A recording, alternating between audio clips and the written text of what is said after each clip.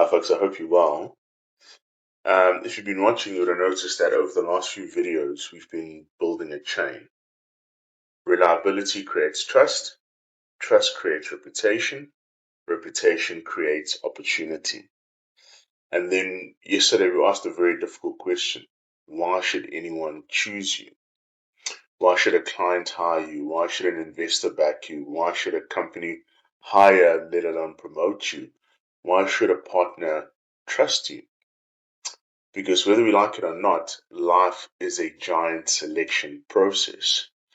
And whether you want to or not, you are participating in that selection process. People are constantly deciding whether to trust you, whether to hire you, whether to invest in you, whether to bet on you. Which then for me raises a very interesting question. What are people actually selecting for? If I'm being judged, if I'm in a selection process, what are people actually selecting for? What is the criteria? And I got this answer when I was reading The Most Important Thing. I read it, I think it was a few months ago, and when I was thinking about this, it came back to me. What is the most important thing? It's a book about investing, but not in the way that people think. It's not about the numbers and the formulas and all those things. It's actually a book about judgment, about how intelligent people can look brilliant when the conditions are easy, but how the real separation, how you are able to really find the good investors, the good asset managers, that separation only happens when uncertainty, pressure, and risk enter the picture. So intelligent, everyone looks intelligent when things are good, but when you introduce uncertainty, pressure, and risk, that's when the real separation comes into place, and you find out who actually has skill.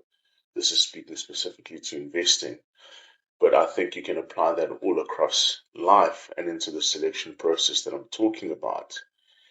What the book is essentially asking is, how do you think when the answer is not obvious? How do you think when the answer is not obvious and it's difficult to get to that answer? And like I said, that's relevant far beyond investing because life is uncertain, business is uncertain, relationships are uncertain, which is why I think most people misunderstand what they're actually being evaluated for. It's not your looks, it's not your charisma, it's not your intelligence, at least not primarily, not upfront. When the conditions are easy, it's almost, and what I mean by that is when the conditions are easy, when life is good, it's almost impossible to distinguish between people. When the market is rising, everyone looks like a great investor. When business is booming, everyone looks like a great entrepreneur. When relationships are easy in the honeymoon phase, everyone looks emotionally stable. In calm waters, every captain looks skilled. The separation happens when conditions change, because pressure reveals what comfort conceals.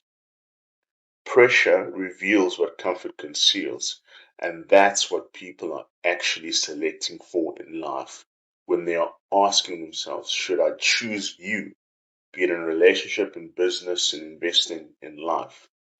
Not intelligence, not confidence, not charisma, judgment. And I'll throw it back at you. Think about the people that you trust the most, the people that you trust with your life, with your children, with your money, with your business, with your future, the people you go to for advice. What tends to make them different? It's probably not their IQ. It's not primarily their IQ. It's their judgment.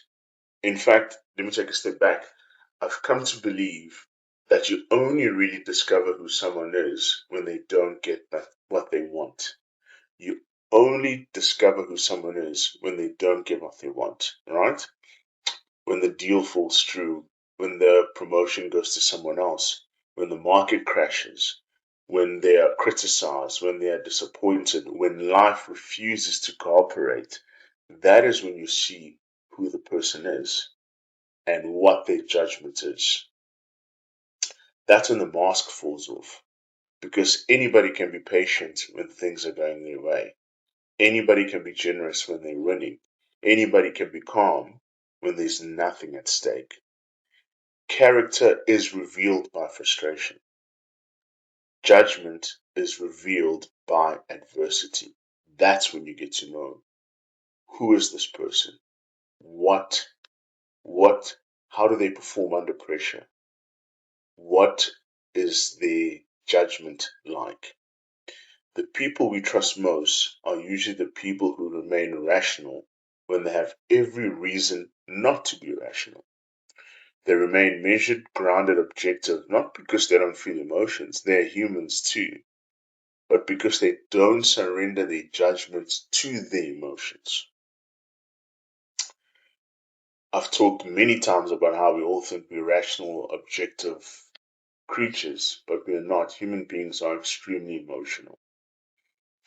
And a huge part of succeeding in life and getting ahead is first accepting that you are irrational and emotional, and then doing something about it.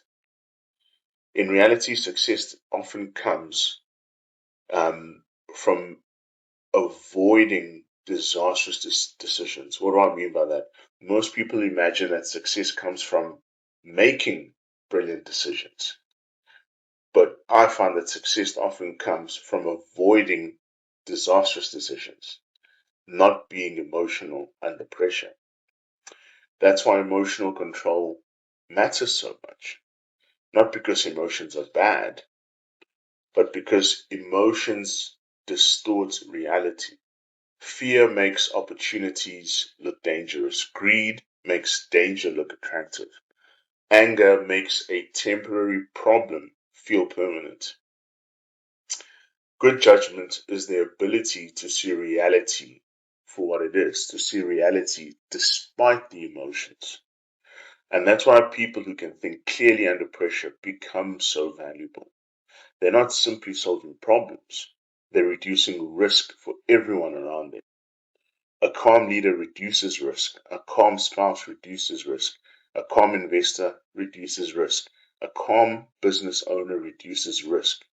And people are always looking for ways to reduce risk in their life. Life is uncertain. And when people are making their judgment call on you, they are asking themselves, are you the sort of person who reduces risk, especially when things are not going as planned? Which then brings us back to the question, um, what are people actually selecting for? At the highest level, like I said, they're selecting for judgment because intelligence tells you what could happen. Judgment tells you what to do about it. Intelligence tells you what could happen. Judgment tells you what to do about it. And no one and one is far more valuable than the other. So here's the question I've been asking myself lately. When the pressure enters the room, when pressure enters the room, does the quality of my thinking improve, stay the same, or deteriorate? When pressure enters the room, does the quality of my thinking improve, stay the same, or deteriorate? Because your answer to that question will tell you more about your future than your IQ ever will.